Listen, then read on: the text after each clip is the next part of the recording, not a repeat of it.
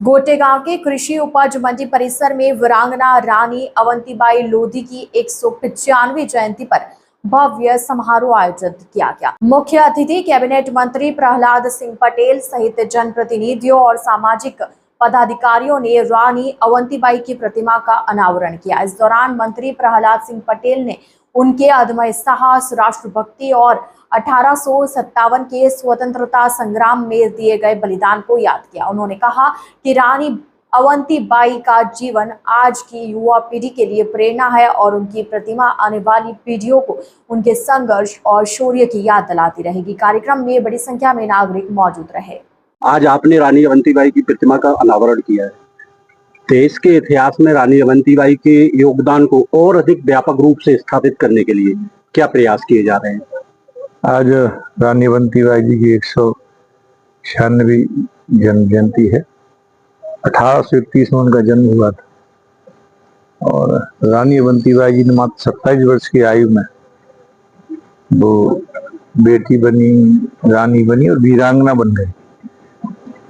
इतिहास में कम देखा जाता है कि 27 वर्ष की आयु में देश के लिए आप सब कुछ समर्पित कर दें और ऐसी सल्तनत के खिलाफ वो लड़ी जो जिसका सूरत तो नहीं होता था। एक प्रेरणादायी उनका किरदार है और जो आज की जो युवा पीढ़ी के लिए एक मार्गदर्शन के रूप में वो प्रस्तुत है। इतिहास में उनके बारे में ज्यादा कुछ लिखा नहीं गया है और उनके लिए उनको सीखने के लिए, उनको जानने के लिए उनका बलिदान ही पर्याप्त है। और चाहे यहाँ पुनः दोबारा मूर्ति लगाई गई है रानी अवंतीबाई के शिवज मंडी में 2005-06 में ये मूर्ति स्थापित की गई थी और घोड़ा पीछे से क्षतिग्रस्त हो गया था। ये सारी कमेटी ने फिर से निर्णय लिया कि फिर से क्षतिग्रस्त मूर्ति नहीं लगना चाहिए, पुनः इसकी स्थापित की गई।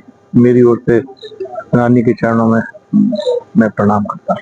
जैसा कि आपने भी अभी कहा कि रानी अवंतीबाई को 1857 में उनका जो बलिदान हुआ, देश के यदि बात करें तो इतिहास में बाकायदा उनको जो स्थान मिलना चाहिए था, जो चीज मिलनी चाहिए थी, वो नहीं मिला।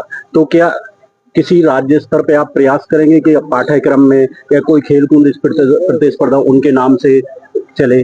रानी अवंतीबाई जी का पाठ्यक्रम में नाम है और रानी अवंतीबाई के नाम पर यूनिवर्सिटी सागर में एक प्राइवेट यूनिवर्सिटी भी उसमें उसकी शुरुआत हुई है।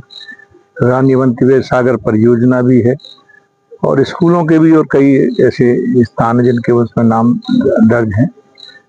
उसके बाद भी अगर मैं ये भी मानता हूँ आज के जैन जी जिसको हम कहते युवा है, तो उसमें हमारे देश की जो आज़ादी है, जो हमारे जो बुजुर्ग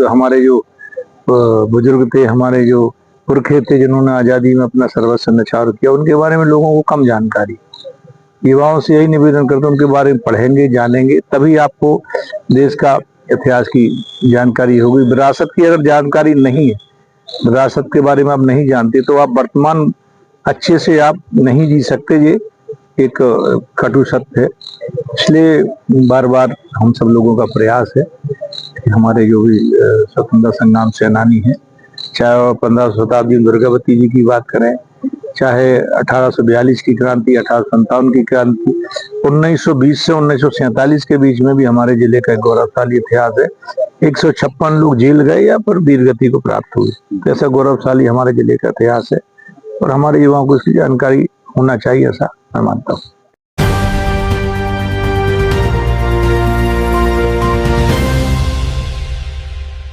ITN National